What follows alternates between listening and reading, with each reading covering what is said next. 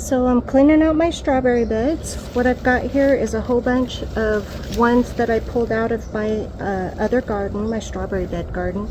And I'm going through these and I'm cutting off all the uglies.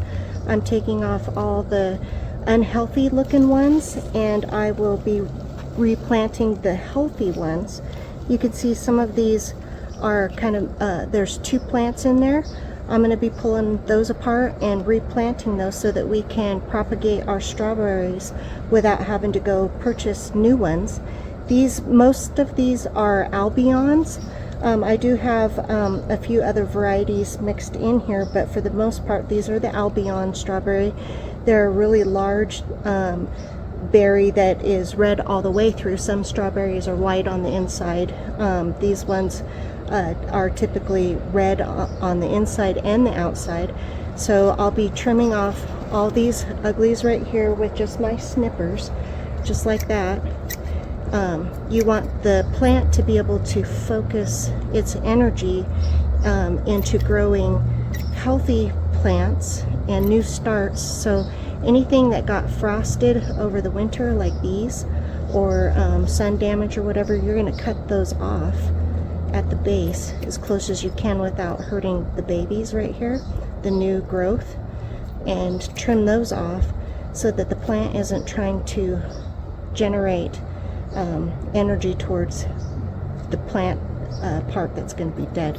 So you're going to trim that off as well, and it gives that plant a nice healthy start. And then you can see this is awfully woody right here. This is just what I do. I cut that woody part off, trying to leave some root left on there. And then see, I was able to pull that apart, and now I have two strawberry plants right here ready to go and ready to plant. And we should get some really gorgeous strawberries. I'm going to be planting these. I've done that on some of these other ones, but I'm going to be planting these into my GreenStalk planter. I have a slug problem in my strawberry beds, so I'm slowly transitioning my strawberries into the GreenStalks because that seems to eliminate my slug issue, and I get to pick clean berries instead of throwing away a bunch of berries because they've got slug damage. I am able to just walk out to my GreenStalk and the berries hang right over the edge. There's no guessing. I don't have to try to sift around into the leaves or anything trying to find the red berries and then hoping that the slugs didn't eat them. When they're planted in the GreenStalk, all I do is walk up and the berry is hanging right there, and I just snip off the berry, and I've got my work made really easy for me. So we're going to be replanting a bunch of these.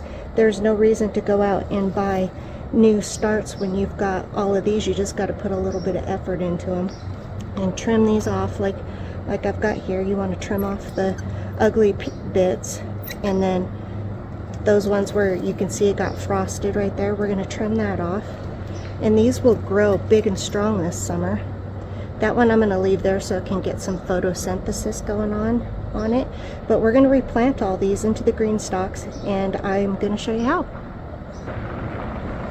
I've got one GreenStalk that one section already started right here. I've got those planted. These look small and ugly right now, but in a month or two these are going to get big and bushy and hang out over the pockets and stuff. They're going to be glorious. I'm putting two to a thing here just in case one dies. I can still make sure that I have one of the plants or one of the pockets here already planted, so I don't have to go back in and do it again. At least I'll have one, hopefully I'll at least have one plant in each pocket that has lived. Usually I have great success with transplanting these, but just in case I put two. And then we're just going to go in. This looks nice and good. It's supple. We're going to plant these. See how it's got this part right here? That's called the crown. You do not want to cover that part, so we're only going to put the dirt to about right here. That way the plant can continue to grow. We're not going to suffocate it with the dirt. It can grow out and get big and bushy. So you don't want to cover that crown right there.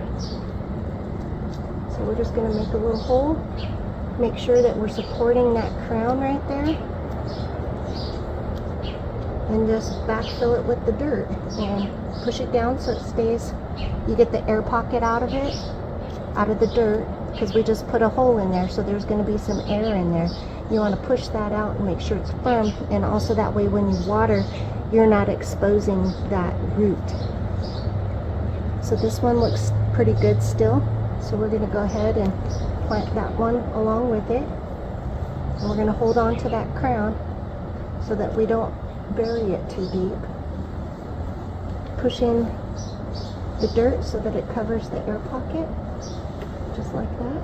And now we've got 2 new strawberry plants that came off of the mother. It was attached kind of like this is, and we've just pulled those apart from the mother, and now we've got new baby strawberry plants.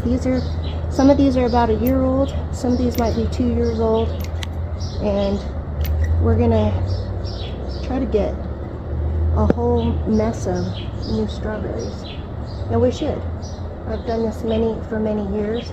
It's a great way to save money so that you don't have to keep going out and buying new strawberry plants, unless of course the frost came through and annihilated your crop. Then you'll have to go out and buy some. But if you keep doing this every year or every 2 years, you won't have to go out and buy strawberry plants again. So it's a great way to build up your garden with a plant that you only had to buy once. So we're going to go ahead and get these in there. I'm going to try not to cover that crown. Push that root down in there so that it's not exposed to the air or the light. And there we go, we've got more strawberry plants. If you haven't tried growing in these GreenStalks, I've had these now for about 6 or 7, some of them for about 6 or 7 years, and my favorite thing to grow in these I would say is probably strawberries, because they make it so easy